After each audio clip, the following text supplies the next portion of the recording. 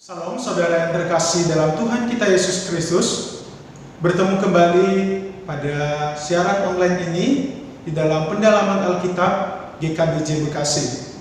Senang sekali bisa bertemu kembali dengan saudara sekalian meskipun dilaksanakan secara online ya. Tapi bersyukur Tuhan masih memberikan kita waktu untuk bisa bertemu bersama dan terlebih belajar kebenaran firman Tuhan. Nah, hari ini kita akan melanjutkan pendalaman Alkitab kita dengan metode BGA, dan sebelumnya kita akan menyerahkan waktu ini ke dalam tangan Tuhan. Mari kita memohon bersama-sama pimpinan Tuhan untuk kita semua di dalam pendalaman Alkitab pada malam hari ini. Mari kita berdoa. Bapa yang bertata di dalam kerajaan surga, terima kasih untuk waktu yang Engkau berikan kepada kami pada malam hari ini untuk boleh bersama-sama kembali Tuhan, bersekutu bersama-sama di dalam pendalaman Alkitab pada malam hari ini. Kami menyerahkan ke dalam tangan-Mu untuk waktu-waktu kami ke depan ini, kiranya Tuhan yang memimpin dan Tuhan yang memberkati.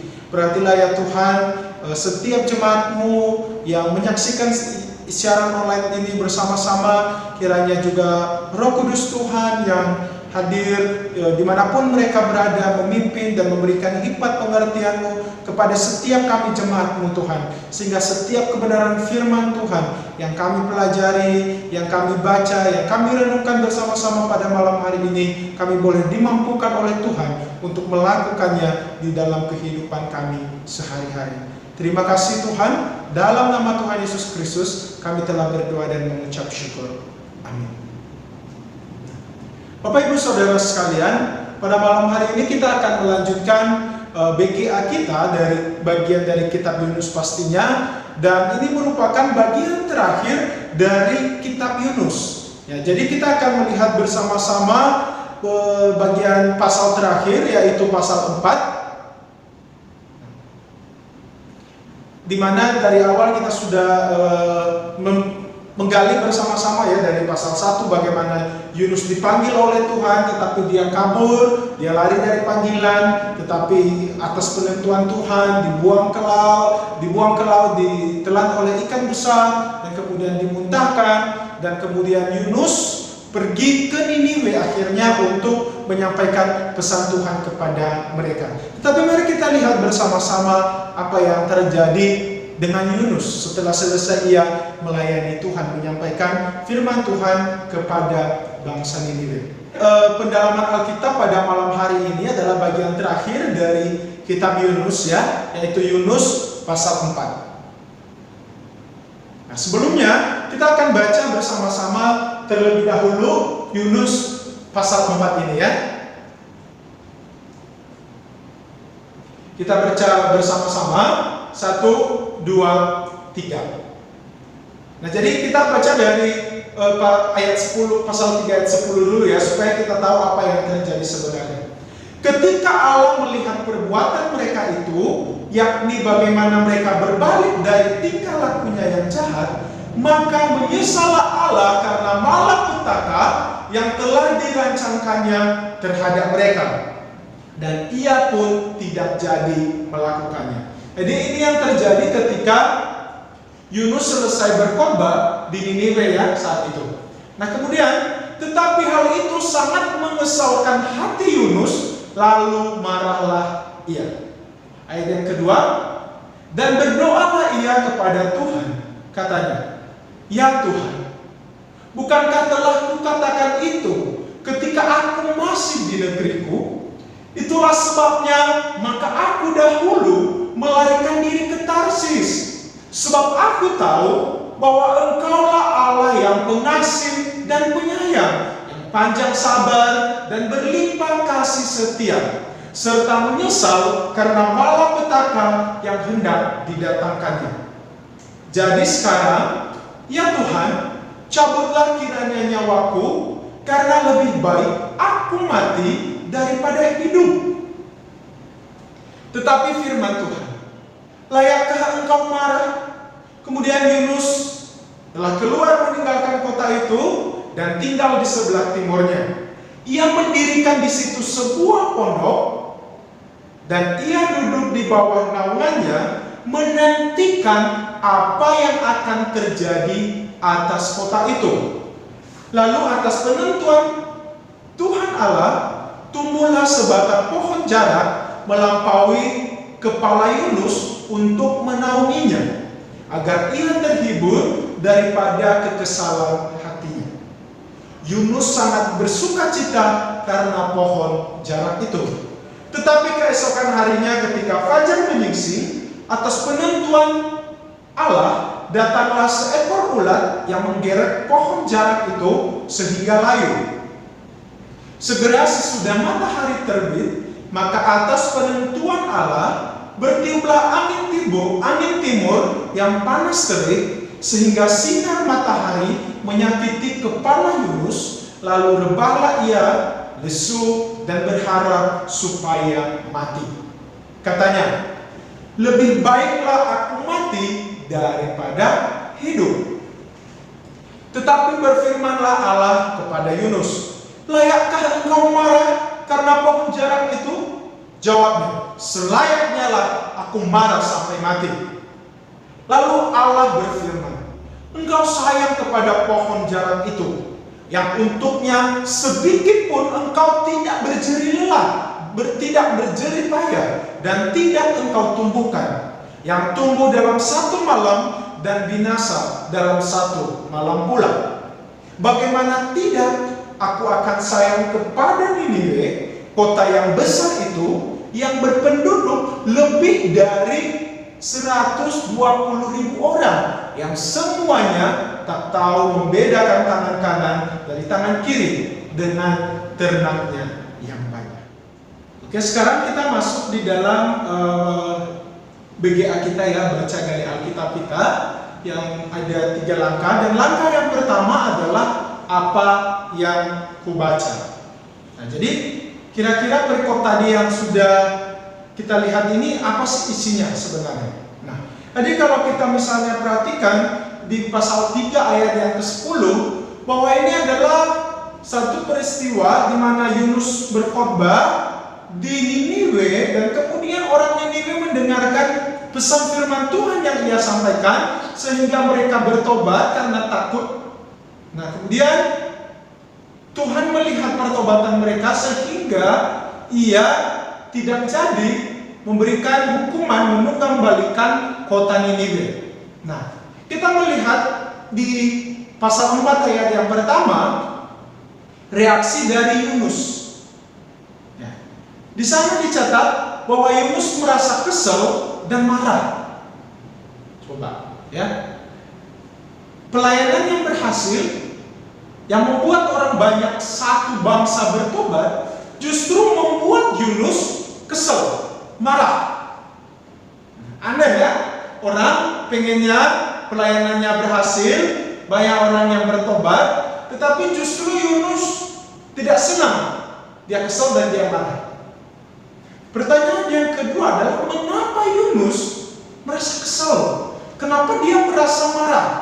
Kita melihat di ayat yang kedua bahwa Yunus merasa kesal dan marah karena karena Tuhan menunda atau tidak jadi menyatakan penghukumannya kepada bangsa Niniwe. Nah, kalau kita melihat di awal-awal ya, saya sudah sampaikan juga bahwa bangsa Niniwe ini adalah bangsa yang jahat. Bahkan firman Tuhan mengatakan saking jahatnya mereka tidak bisa membedakan tangan kiri dan tangan kanan. Artinya mereka tidak tahu mana yang benar dan mana yang salah.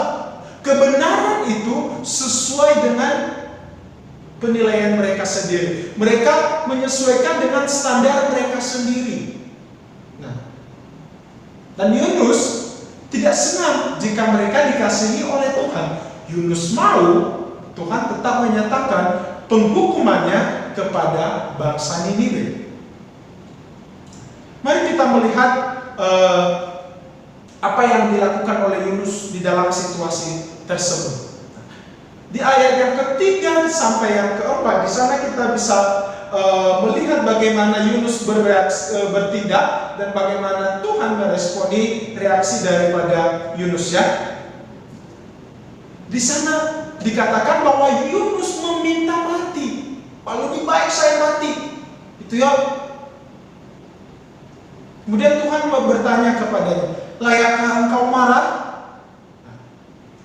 Kita bisa melihat di sini ya, bagaimana Yunus itu begitu kesal, begitu marah dengan bangsa Niniwe.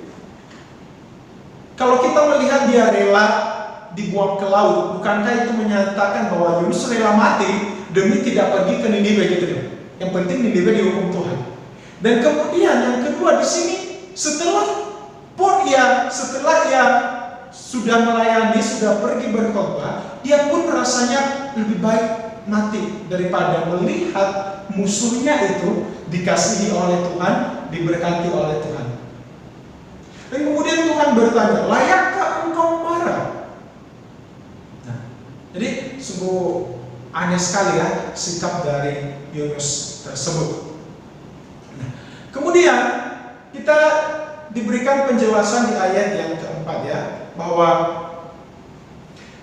Yunus keluar meninggalkan kota Niniwe, tinggal di sebelah timur, mendirikan sebuah pondok dan ia duduk di bawah naungannya. Apa yang Yunus lakukan? Menantikan apa yang akan terjadi atas kota itu. Coba, Yunus pergi ke sebelah timur, duduk di sana, buat pondok, duduk di sana, dan menunggu kira-kira apa yang akan terjadi atas kota itu. Jadi di sini kita bisa melihatnya, bagaimana Yunus itu berharap bangsa Niniwe itu dihukum oleh Tuhan gitu loh. Duduk menanti-nantikan kira-kira ya semoga gitu ya Tuhan menyatakan penghukumannya kepada bangsa Niniwe. Kali-kali Tuhan jadi menghukum bangsa Niniwe.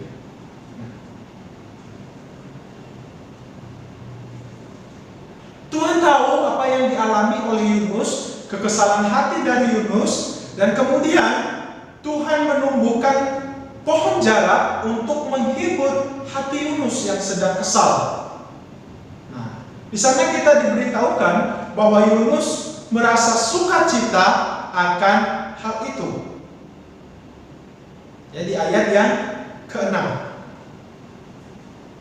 Jadi gimana sih rasanya? Lagi panas terik, terus diberikan lindungan supaya tidak merasakan panas terik.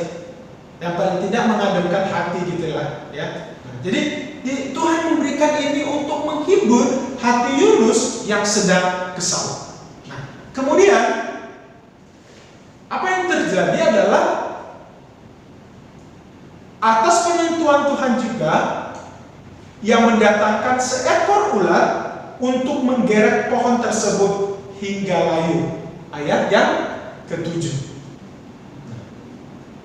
Tadi atas penentuan Tuhan tumbuhlah pohon jarak, dan atas penentuan Tuhan juga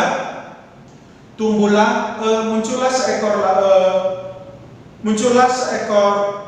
ular untuk menggeret pohon tersebut. Nah, kita bisa melihat di sini ya, apa yang akan terjadi ketika pohon tersebut layu dan mati. Nah, di ayat yang ke-8 sampai ke-9 diberitahukan kepada kita bahwa Yunus begitu marah karena pohon jarak itu mati. Yang tadinya pohon jarak itu bisa meneduhkan Yunus dari panas terik matahari, tetapi sekarang mati sehingga ia merasakan sengatan sinar matahari. Dan di sana Yunus ngapain lagi? Minta mati lagi sama Tuhan. Kemudian Tuhan bertanya, layakkah engkau marah? Dan Yunus menjawab, yes, saya layak untuk marah. Nah, kemudian tanggapan dari Tuhan bahwa Yunus lebih sayang kepada pohon jarak yang ia sekalipun tidak memiliki andil terhadapnya. Nah, kemudian Tuhan berkata kepadanya, masakan aku tidak sayang kepada bangsa Niniwe? Bagaimana tidak aku sayang kepada Niniwe, kota yang besar itu, yang berpenduduk lebih dari 120.000 orang. yang semuanya tidak tahu membedakan tangan kiri dan tangan kanan dengan ternaknya yang banyak itu. Dan kemudian ayat ini sampai di sini. Ya. Jadi ini yang kita baca, saudara sekalian, adalah merupakan bagaimana respon Yunus setelah ia melihat bangsa Niniwe bertobat dan Tuhan tidak jadi menyatakan penghukumannya. Dan bagaimana kita melihat Yunus berulang kali meminta mati, lebih baik gua mati Tuhan, daripada melihat musuh saya itu diberkati oleh Tuhan, daripada melihat orang yang tidak saya sukai dikasihi oleh Tuhan. Jadi Bapak Ibu Saudara sekalian, dari perikop ini kita juga bisa melihatnya, dan mungkin muncul berbagai pertanyaan kepada kita. Kira-kira Tuhan itu adil gak sih? Ke orang bangsa Niniwe yang begitu jahat dikasihi oleh Tuhan. Apakah Tuhan adil? Kemudian yang kedua ya, kalau kita melihat bagaimana Yunus melayani, boleh gak sih melayani di dalam kekesalan? Ya? Kalau kita melihat Yunus ya, Yunus itu berkhotbah ke Niniwe di dalam keadaan senang atau dalam keadaan gimana? Tentu saja tidak di dalam keadaan senang, karena dia tidak senang pergi ke Niniwe. Dia tidak senang bangsa Niniwe mendengarkan firman Tuhan. Jadi dia pergi ke Niniwe hanya berdasarkan janji atau nazar yang sudah ia ikrarkan, hanya berdasarkan ketaatan. Dia mau taat terhadap perintah Tuhan, tetapi dalam hati dia sebenarnya enggan untuk pergi ke Niniwe. Boleh gak sih kita taat sama perintah Tuhan, tetapi dalam hati masih kesel, masih marah, sebenarnya tidak mau melakukannya? Itu pertanyaan-pertanyaan yang bisa muncul ya di pikiran kita ketika kita membaca pasal ini atau di tahap yang pertama dari BGA apa yang kubaca. Nah, kita akan mencoba melihat jawaban-jawabannya dari pesan yang kita dapat dari perikop ini ya. Jadi sebagai langkah yang kedua dari BGA adalah apa pesan yang kudapat. Kalau kita melihat Yunus ya, dia itu taat di dalam keadaan kesel. Ya, dia pergi ke Niniwe hanya semata-mata mau taat terhadap perintah Tuhan, bukan karena dia senang, bukan karena dia happy. Di dalam kehidupan kita anak-anak Tuhan, di dalam kita menaati perintah Tuhan, di dalam kita menjalani apa yang dikehendaki oleh Tuhan, ada kalanya memang benar kita bisa melakukannya di dalam keadaan happy, di dalam keadaan penuh sukacita. Tetapi kalau kita boleh jujur juga dalam kehidupan kita, bukankah kita juga mengalami jatuh bangun dalam pengalaman kita bersama dengan Tuhan, di dalam perjalanan iman kita kepada Tuhan? Bukankah kita juga mengalami jatuh bangun? Nah, terkadang kita juga bisa mengalami kekesalan, terkadang kita juga bisa mengalami marah gitu ya, ada kemarahan yang kita rasakan. Nah, kalau begitu bagaimana kita menjalankan perintah Tuhan? Bolehkah di dalam keadaan kesal, di dalam keadaan marah, bolehkah kita tidak melakukan kehendak Tuhan? Apakah seperti itu? Nah, saya lagi marah nih, saya lagi kesal, saya nggak mau melakukan apa yang diperintahkan Tuhan nih. Lagi kesal nih. Harusnya tidak begitu ya. Nah, jadi dari perikop ini kita bisa mendapatkan satu pembelajaran bagi kita semua, bahwa mari kita taat meskipun berada di dalam kesulitan.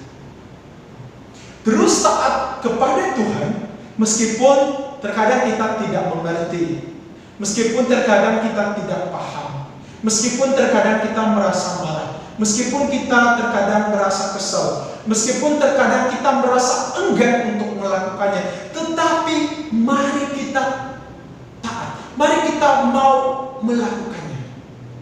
Melakukan apa yang diperintahkan oleh Tuhan, meskipun di dalam kesulitan sekalipun. Meskipun kita tidak mau sebenarnya, tetapi kita memilih taat terhadap perintah Tuhan tersebut. Dan kita bisa melihat dari Yunus ya, meskipun ia pergi ke Niniwe menjalankan perintah Tuhan di dalam keadaan kesal, tapi kita juga bisa melihat bahwa Tuhan memberkati pelayanannya gitu. Jadi artinya bahwa tidak ada satu alasan pun yang kita bisa berikan yang dapat membenarkan kita untuk tidak taat terhadap perintah Tuhan. Itulah yang menjadi poinnya. Nanti gak ikhlas lah, gak usah. Ya, terkadang kita manusia kan seperti itu ya.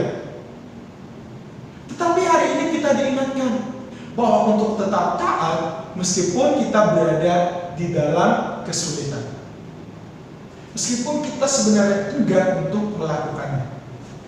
Satu perumpamaan yang disampaikan oleh Tuhan Yesus di dalam Matius 1 ayat 28. Nah, saya akan bacakan untuk kita. Tetapi apakah pendapatmu tentang ini? Seorang mempunyai 2 anak laki-laki. Ia pergi kepada anak yang sulung dan berkata, "Anakku, pergi dan bekerjalah hari ini dalam kebun anggur." Jawab anak itu, "Baik, Bapak." Tetapi ia tidak pergi. Ayat 30. Lalu orang itu pergi kepada anak yang kedua dan berkata demikian juga. Dan anak itu menjawab, "Aku tidak mau." Tetapi kemudian ia menyesal lalu pergi juga. Siapakah di antara kedua orang itu yang melakukan kehendak ayahnya? Jawab mereka, "Yang terakhir."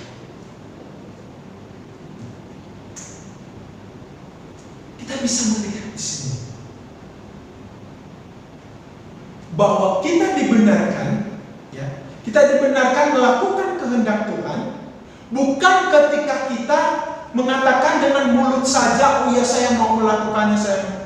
Tetapi ketika kita bertindak, ya, terlepas kita mau melakukannya atau enggak, terlepas kita ikhlas, kita kesal, kita marah, tetapi di sini kita melihat bahwa kita dibenarkan melakukan kehendak Bapa ketika kita melakukan sesuatu, kita do something.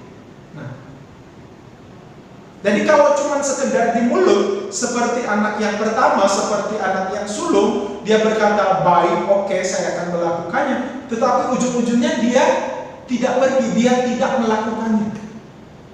Nah, hal ini juga mengingatkan kepada kita ya, bahwa sekali lagi tidak ada alasan yang bisa membenarkan kita untuk tidak taat melakukan kehendak Tuhan. Jangan karena kita tidak mau, lagi gamut. Nah, gue lagi gamut nih, saya nggak mau melakukan perintah Tuhan. Lagi gamut nih, tidak mau pelayanan. Lagi gamut nih, aduh, nggak dulu deh. Lagi gamut, jadi nggak berdoa dulu dah.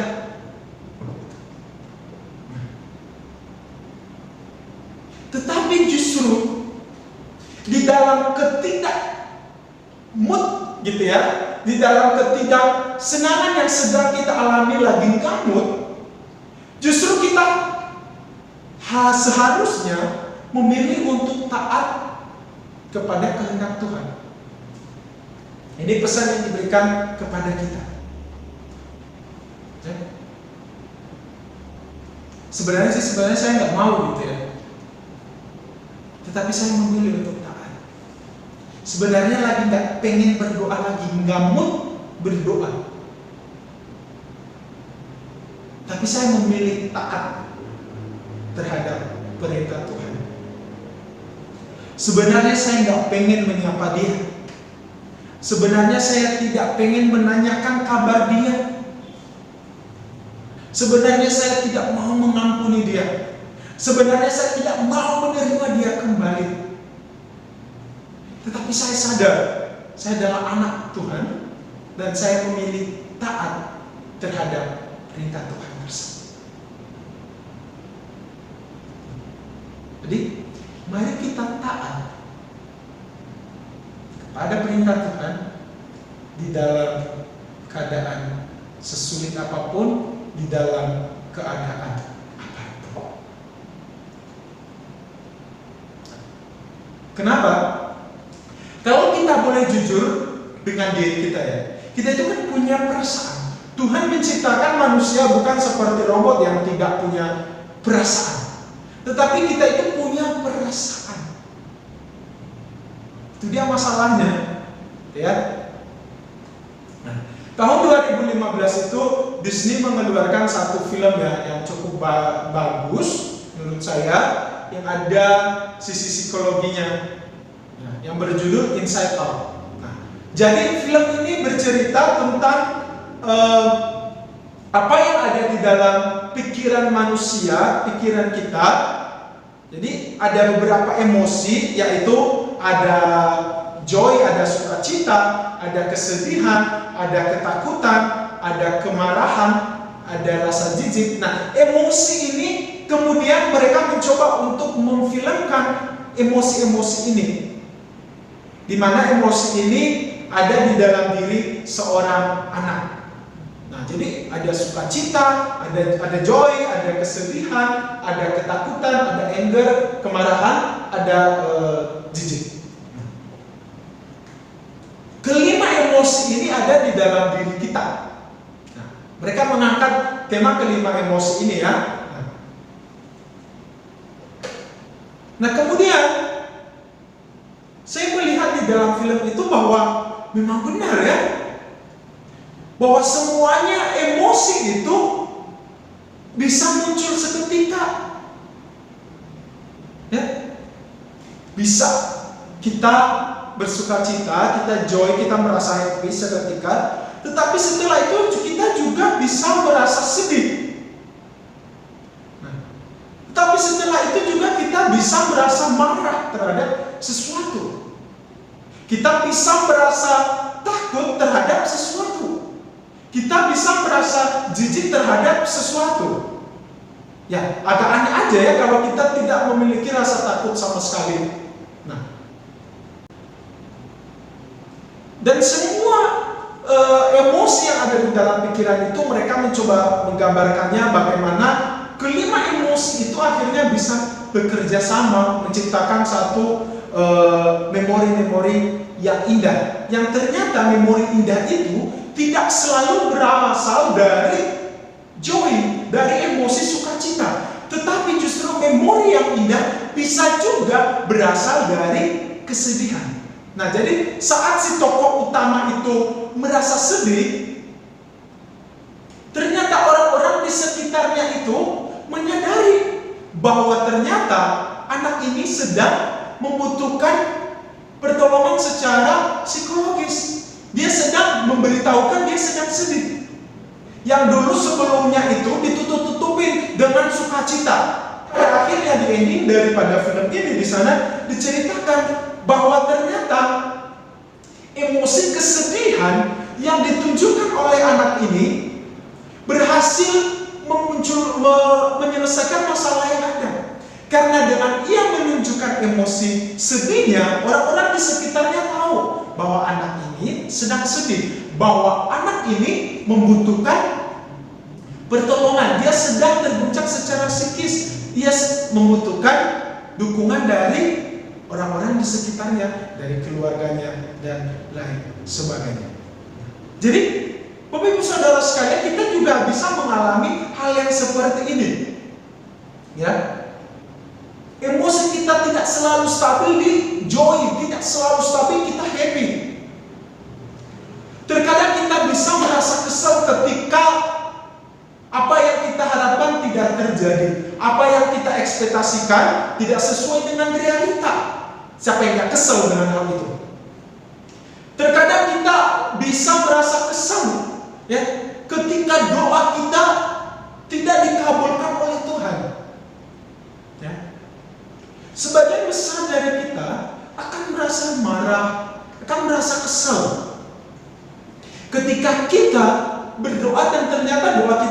tidak dikabulkan oleh Tuhan. Dan apakah dengan itu membenarkan kita untuk tidak taat sama perintah Tuhan, untuk tidak melakukan apa yang dikehendaki oleh Tuhan? Tuhan gak jawab doa saya nih, ya udahlah, nggak usah ngelakuin apa yang diperintahkan Tuhan dulu dah. Tuhan lagi ngejawab doa saya, sudah berapa kali saya doakan tapi Tuhan tidak mengabulkannya. Ya sudahlah, ngapain saya taat? Nah, apakah bisa seperti itu? Tentu saja tidak.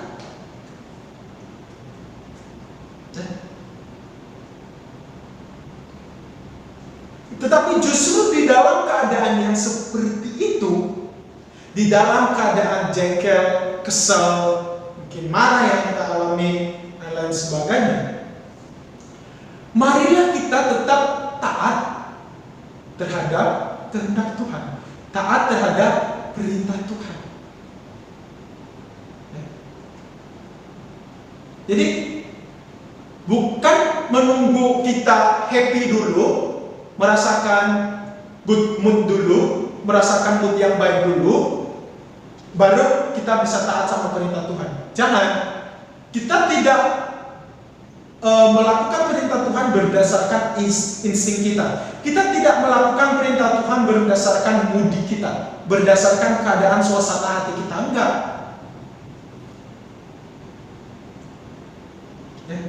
Tetapi di dalam keadaan apapun yang kita alami, lu lagi jengkel, lu lagi kesel, lagi marah, mari kita tetap mau taat melakukan apa yang diperintahkan oleh Tuhan. Misalnya di dalam pelayanan, ini tidak melayani bukan hanya di saat mood yang baik saja. Ya? Kita tidak melayani berdasarkan insting, gue lagi baik nih, oke, gue melayani. Kita tidak melakukan perintah Tuhan hanya di saat kita merasa diberkati, enggak. Tetapi di saat kita merasa tidak diberkati, ayo mari juga kita mau tetap taat terhadap perintah Tuhan.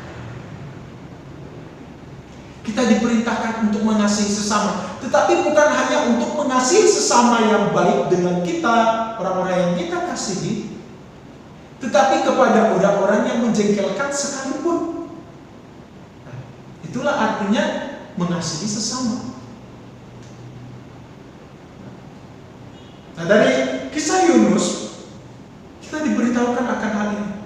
Tentu saja apa yang kita alami itu akan menjadi awal pemulihan. Jadi emosi yang kita alami bisa menjadi awal dari pemulihan. Yang penting tadi kita taat dulu terhadap perintah Tuhan. Kita melihat bagaimana Yunus dipulihkan oleh Tuhannya. Bagaimana ia dipulihkan oleh Tuhan dari keadaan kesel, marah yang sedang ia alami. Kita semua itu punya emosi, punya perasaan marah, sukacita, sedih, dan lain sebagainya. Kita semuanya itu punya. Silih berganti muncul di dalam diri kita. Apalagi di dalam diri kita yang sudah tercemar oleh dosa, sehingga membuat kita semakin sulit untuk mengendalikannya setiap saat. Membuat suasana itu menjadi baik, happy terus itu agak susah sangat ya. Membuat kita tetap dalam situasi yang fine-fine saja, emosi yang baik-baik saja, yang penuh sukacita, tidak akan selalu bisa setiap saat kita mengendalikannya. Kita bukan robot. Kita diciptakan memiliki perasaan, memiliki free will, memiliki kehendak, sehingga sometimes kita bisa merasa kesel, kita bisa merasa marah ketika doa kita tidak dikabulkan, kita bisa merasa frustasi dengan keadaan yang ada di sekitar kita. Tetapi bukan berarti kita boleh berbuat dosa. Bukan berarti kita boleh tidak taat terhadap perintah Tuhan. Ya. Bukan berarti kita boleh tidak menurut sama perintah Tuhan. tetapi terus taat kepada Tuhan meskipun hati lagi kesel, lagi frustasi. Nah, kenapa? Karena saya percaya. Nah, pesan yang kedua yang kita dapat dari bacaan ini adalah bahwa Tuhan itu akan selalu menjadi penawar di dalam segala emosi yang kita hadapi. Tuhan tahu kondisi Yunus. Tuhan tahu sekali bahwa Yunus sebenarnya nggak mau pergi ke Niniwe. Tuhan tahu bahwa Yunus itu begitu marah, begitu kesel kepada bangsa Niniwe. Tetapi Tuhan tidak mau membiarkan Yunus terus berada di dalam kubangan yang tidak baik itu. Sehingga Tuhan melakukan berbagai cara untuk membuat Yunus taat kepadanya. Bahkan ketika Yunus kesel setelah selesai berkhotbah dan melihat bangsa Niniwe tidak jadi dihukum oleh Tuhan, lagi kesel, Tuhan tahu. Sehingga ia menumbuhkan pohon jara untuk menghibur hati Yunus yang lagi kesel.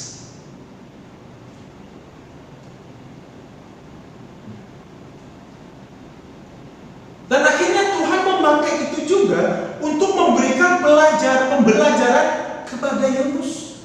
Di dalam keadaan emosi yang sedang dialami oleh Yunus, di sana juga Tuhan memberikan pembelajaran, memberikan pemulihan kepada Yunus. Jadi kita bisa melihat bahwa bagaimana Tuhan itu terus campur tangan, terus intervensi di dalam kehidupan kita anak-anaknya. Bukan berarti Tuhan cuma sekedar bisa nyuruh-nyuruh, aduh gua lagi kesel masa Tuhan begini nyuruh saya melakukan begini dan begitu. Enggak, Tuhan bukan Tuhan yang seperti itu. Tetapi Dia adalah Tuhan yang care, Tuhan yang peduli. Sehingga di dalam Matius 11 ayat 28 itu di sana dikatakan, marilah kepadaku semua yang letih lesu dan berbeban berat. Aku akan memberikan kelegaan kepadamu.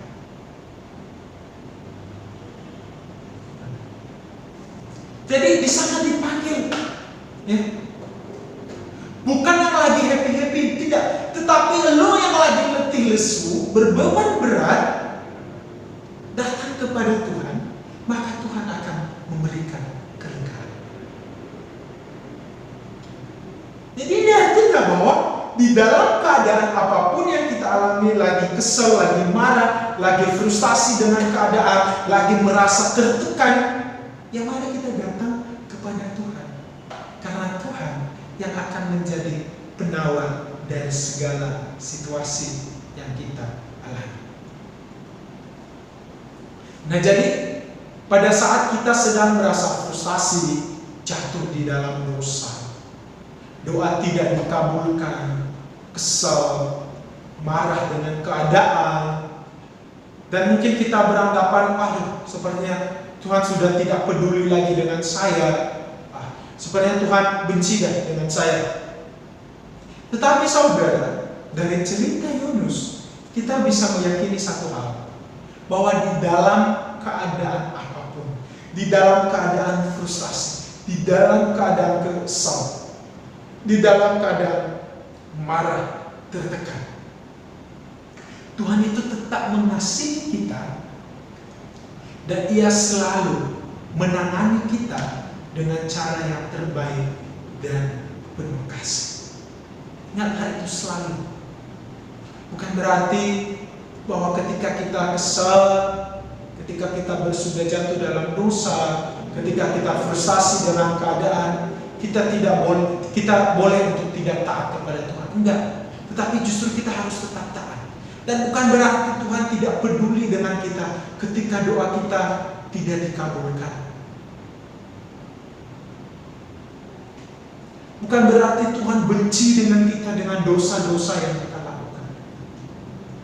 Enggak. Tetapi Mazmur 103 ayat 10 mengatakan bahwa tidak dilakukannya kepada kita setimpal dengan dosa kita, dan tidak dibalasnya kepada kita setimpal dengan kesalahan kita. Artinya bahwa tanggapan-tanggapan daripada Tuhan terhadap kita anak-anaknya itu tidak dibalasnya setimpal dengan kesalahan kita. Enggak, tetapi justru dibalas Tuhan dengan kasih sayang. Dibalas Tuhan dengan kasih yang melimpah. Kalau kita melihat Yunus, kalau secara manusia gitu ya, kalau kita melihat secara manusia, Yunus itu dosanya ya, kalau misalnya ada dosa besar dan dosa kecil ya, maka dosa Yunus itu termasuk di dalam dosa besar. Hamba Tuhan lari, tidak senang orang lain diberkati oleh Tuhan, tidak senang orang lain dipulihkan oleh Tuhan. Ya udah, mending mati dah dihukum Tuhan. Enggak. Tetapi di sini Tuhan itu tidak pernah menyerah dengan Yunus, dan demikian juga dengan saya dan saudara. Tuhan tidak pernah menyerah, dan Tuhan itu memperlakukan kita dengan kasih-Nya. Ya.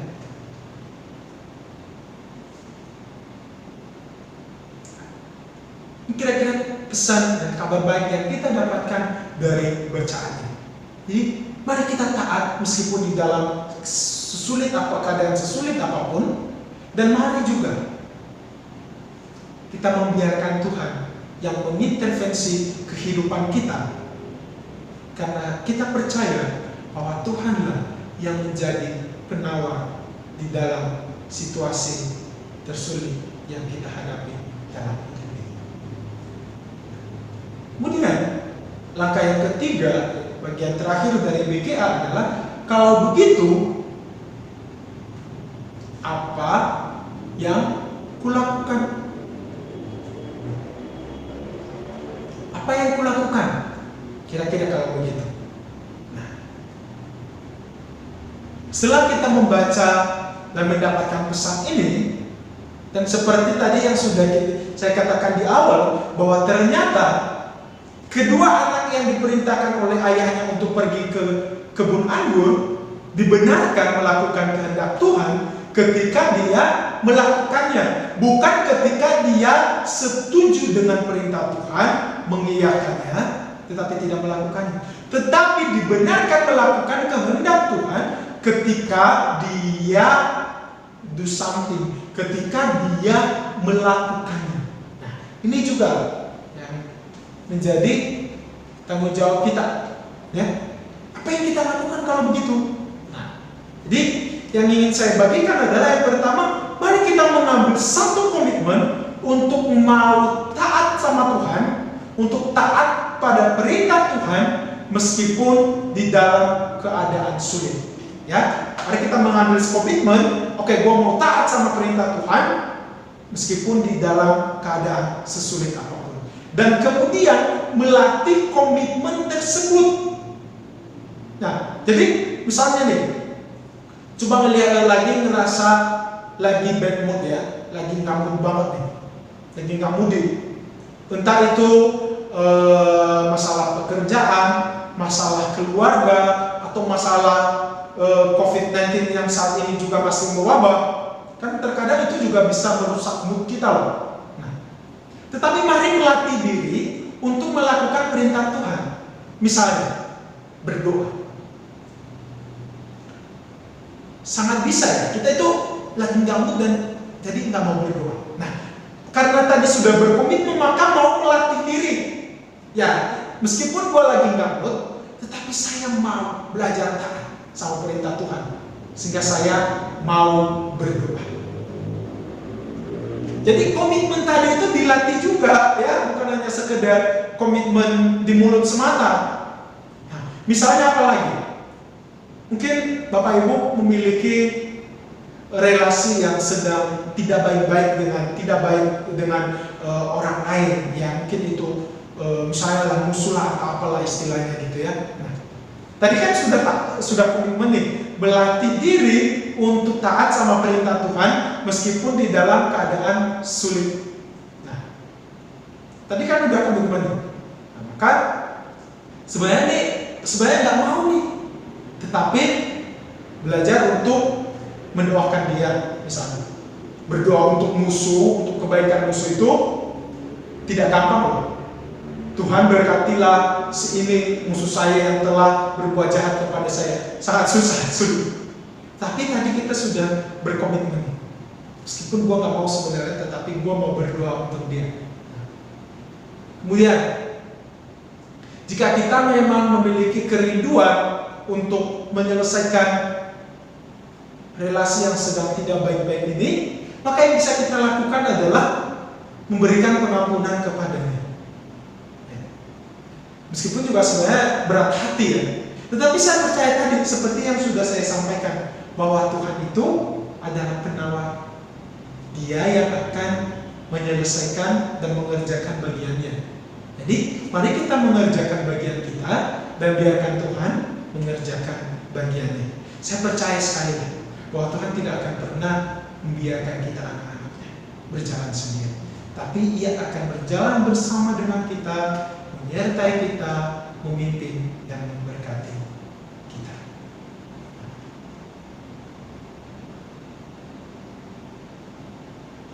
Nah, jadi ini hal yang dapat kita lakukan.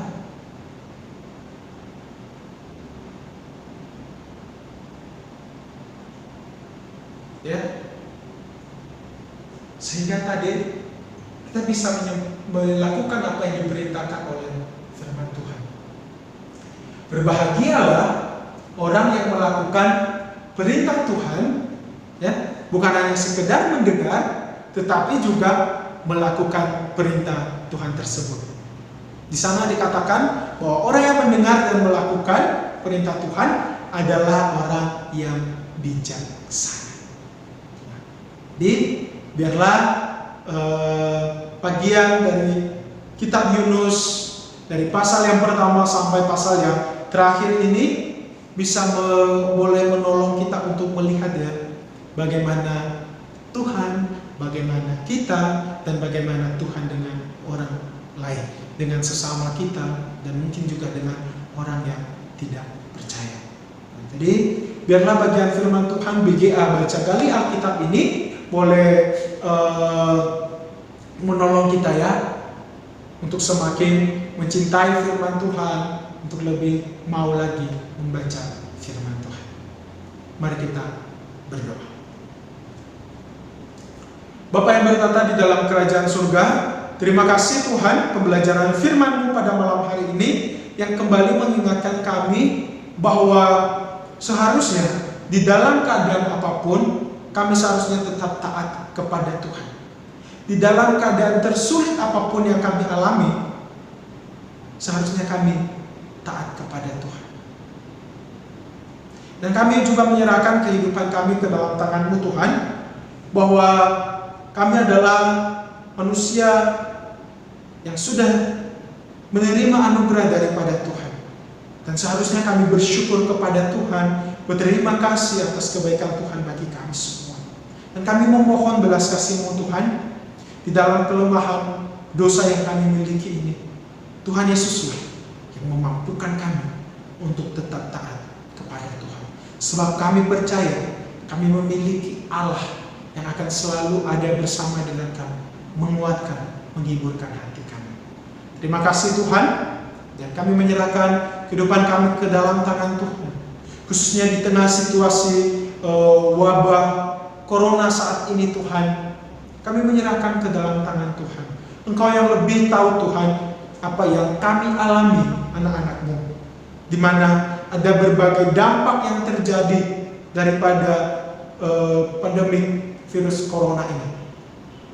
Kami menyerahkan ke dalam tangan Tuhan. Kiranya Tuhan yang menghiburkan kami, Tuhan yang menguatkan iman kami.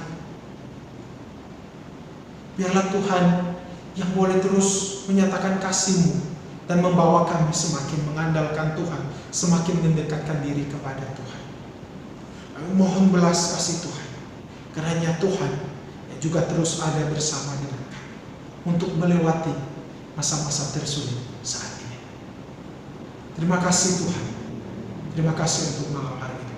Dalam nama Tuhan Yesus Kristus, Juru Selamat kami telah berdoa dan mengucap syukur. Amin. Baik saudara, demikianlah pendalaman Alkitab kita pada malam hari ini. Dan semoga kita semua boleh semakin mencintai firman Tuhan dan semakin semangat untuk mendalami kebenaran firman Tuhan. Selamat malam, Tuhan Yesus memberkati.